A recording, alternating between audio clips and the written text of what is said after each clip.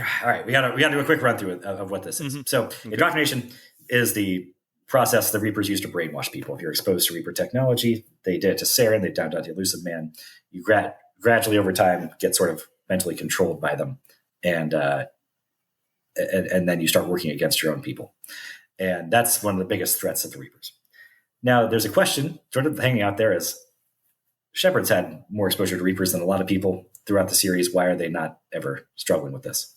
And the theory goes that he is, and the finale, after he gets blasted by the Reaper beam, is all just in Shepard's head playing out the Reaper's attempt to brainwash him finally. And that if you choose the destroy ending, you resist the brainwashing and destroy the Reapers, and that's how Shepard is able to actually live. If you choose the control or the synthesis ending, you are submitted to their plans, and now they control you. My take on this: you cannot convince me that this was intended. You cannot convince me that BioWare wanted this ending or intended this or had any inkling that it would be taken this way. There would be way more there, and because of that, it is just like it is a fan. A no for you, dog. It is a no for me, dog. Yes. It is completely just like, this ending sucks. I will fix this in my head somehow. But it's a type of twist I profess to hate too. Yeah. It's all in their head type of ending. Mm-hmm. There's precedent because of indoctrination. Fine. Right. But I don't know. It's like, I know the actual ending of Breaking Bad is Walter White dies in that car, and the rest of the last two episodes are a death dream. I'm just like, that's fucking stupid. No, it's not at all what is intended by the creators, and I don't know. It doesn't make it more satisfying for me in any way. Well, or even if they were kind of conscious of that and trying that, almost the Breaking Bad example just comes across as a bit of hedging on their part, maybe is not committing. Here, there are aspects of it that I think that I'll get into. I think are so interesting that I kind of am more interested in entertaining it than I am in other contexts. I think it's something that was at least toyed with by some people during production, at some point in production, but I don't think it ever got implemented entirely. And that actually leaves it in kind of an interesting place. But everyone also too is if this is all hallucination, then the series actually ends with nothing being resolved. The Reapers are going to all this effort to brainwash a chunk of melting flesh that will be dead in minutes anyway. Now, I guess you could do a no prize explanation there that if it's hallucination, it's just if the destroy ending is the right ending, then the right thing to do, then he has achieved his goal, even if his perception of what is going on is not accurate. Even if the indoctrination that we're seeing is not right, then it still has a win state. Maybe more so than I think that's what it really comes down to, is that people want more of a win state. The theory, the other, I guess, the big element, the biggest piece of evidence for it is that the win state is, if you choose destroy, that's the one where Shepard takes a breath and lives. And if you have enough war assets. Right. You have enough war assets. And I guess there's a version of this where that is Shepard lying in the rubble on Earth and not on the Citadel. But again, that just sort of leaves things uncompleted. So I don't like that.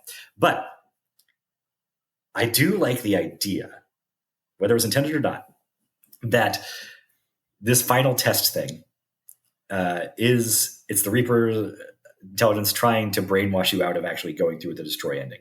Yeah. And that's okay. The way they construct that, if it were real, would be brilliant and kind of diabolical in how it uses the game mechanics against the players to sort of simulate the effects of brainwashing that the player would not have been experiencing because they have not experienced any actual Reaper tech.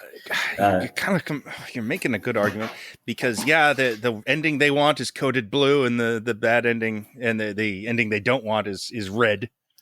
Yes, that's they swapped the Renegade color palette, Paragon color palettes, so that Anderson is now in the red Renegade state and the Elusive Man is in the blue Paragon state, and that's messing with your indicators.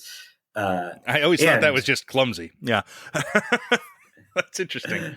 Okay. Well, and it's the Renegade version is the version where some people die, and the blue version is the version where everybody lives. Is like how I sort of interpreted at the time. Right. And also, trying to indicate to us that by requiring a higher gamer score, but one that almost everybody will actually have if they get here, to unlock the control and the synthesis options, codes them as better endings to us, to our gamer brains, and destroy as the most basic and worst of the options.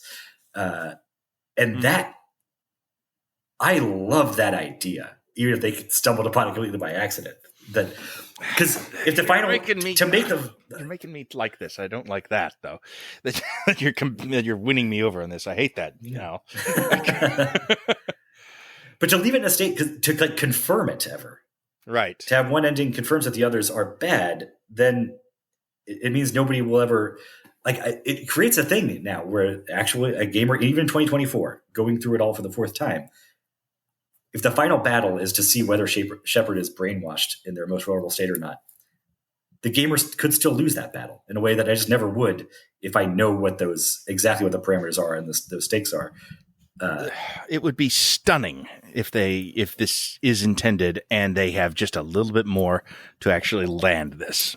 Like if they actually had something in the game to indicate this is what was going on, it would really be amazing. But they don't.